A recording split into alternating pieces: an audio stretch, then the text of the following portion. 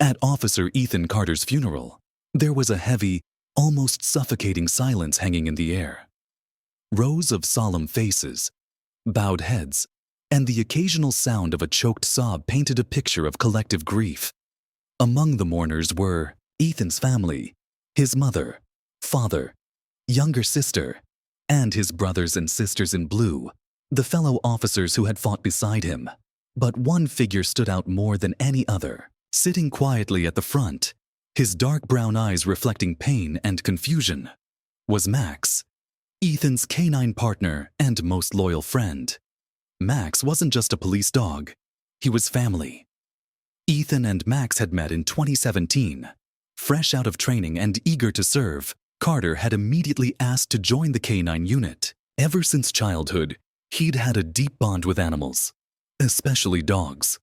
He always believed there was something about their loyalty and intuition that made them the best companions. Not just in life, but on the field. That's how Max, a sturdy and intelligent 3-year-old German Shepherd, came into his life. But Max came with a history. His previous handler had been killed during a high-risk operation, and ever since that traumatic event, Max had withdrawn. Officers warned Ethan that Max didn't work well with others anymore. He had become unpredictable, closed off, and grieving. But Ethan didn't flinch. He saw the pain in Max's eyes, and he understood it. Their first few weeks together were quiet and distant. Max obeyed orders, but the bond was clearly missing. Ethan didn't push it. He let Max set the pace, giving the dog the space he needed to heal. Then, one day, everything changed. They were assigned to search for a missing child who had vanished near a wooded area. It was a high-pressure mission. As the hours ticked by, Ethan's determination and calm focus seemed to affect Max. During the search, Max picked up a scent and led the team directly to the child, saving the boy's life. That night, for the first time, Max didn't sleep in his crate. He curled up at Ethan's feet, resting his head gently on his boots. Ethan didn't say a word. He just reached down, stroked Max's head, and smiled. From then on, they were inseparable. Over the next year and a half, they worked side by side, becoming one of the most effective canine teams in the department. Together, they tracked down missing persons, intercepted criminals, and stopped illegal drug operations. But the mission that brought it all to a halt was the one to take down a violent gang responsible for a series of armed robberies. The gang was larger and more dangerous than expected. When the police closed in, the suspects opened fire. What was supposed to be a planned sting turned into a full-blown firefight. Several officers were hit. Ethan took multiple bullets while trying to shield a fellow officer. He lost too much blood too quickly. Medics declared him beyond saving. One of his partners was rushed into an induced coma due to severe injuries. Others sustained minor wounds. Max was hit too. Thankfully, not critically. But once again, he had lost a handler. Or so everyone thought. The department, the town, and most of all, Max mourned. Preparations for Ethan's funeral began immediately. The department honored him as a hero. A ceremonial casket was arranged, complete with full honors, and the burial was to take place with officers in uniform, flags flying, and Max walking behind the casket. At the cemetery, the sun was beginning to set behind gray clouds. The air was still. As the service began, the chaplain offered solemn words. Officers stood in formation. Ethan's mother sat quietly, clutching a folded flag. Beside her, Max lay at her feet, unmoving. But then, something strange happened. Just as the casket was being lowered into the grave, Max stood up. Slowly at first, he walked toward the casket, sniffed. Then again, his ears twitched, his posture changed. And then, he began barking, loudly, sharply, non-stop. Everyone froze. At first, it seemed like a moment of grief. Perhaps Max had finally broken. But the barking only intensified. He began circling the casket, growling at times, pulling at the flag that draped it. Officers tried to pull him back, but he wouldn't move. He barked and barked, frantic and desperate, eyes wild, not with aggression, but with urgency.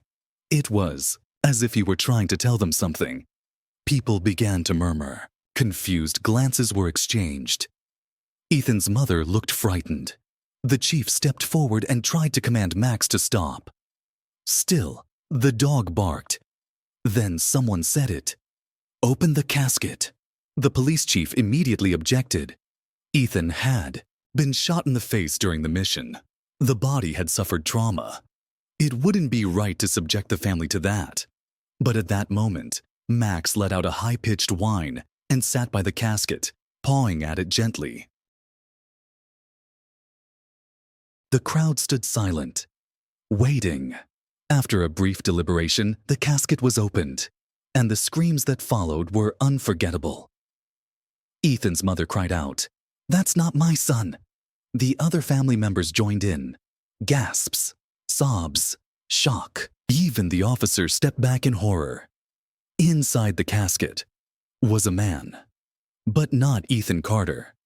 Max, for the first time since arriving at the funeral, was silent. The ceremony came to a sudden halt. Authorities moved quickly. The police rushed to the hospital for answers. What they discovered was a disaster that should never have happened. The night of the shootout, 2 wounded officers had been brought in. One had died shortly after arrival due to severe blood loss. The other was unconscious, his face heavily bandaged from shrapnel and bullet wounds. In the chaos, the hospital staff made a critical mistake. They mislabeled the bodies. They believed Ethan Carter had died. But in truth, the man who had died was one of his partners. Ethan had undergone emergency surgery and had been placed into a coma. No one had realized the error.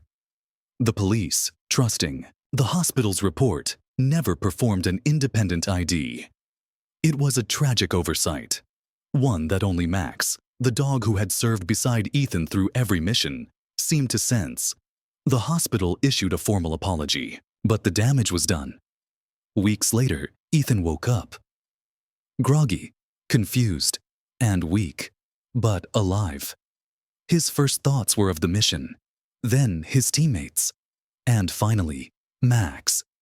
When he learned what had happened, he was overwhelmed. He had survived, but had been mourned as dead.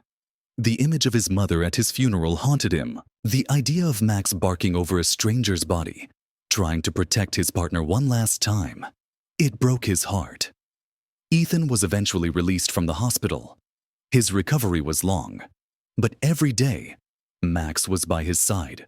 The moment they saw each other again, Max leapt into Ethan's arms, tail wagging, whining joyfully. The entire department stood still watching it happen. There wasn't a dry eye in the room. Today, Officer Carter and Max are still working together. Their bond? Stronger than ever. Their trust? Unshakable.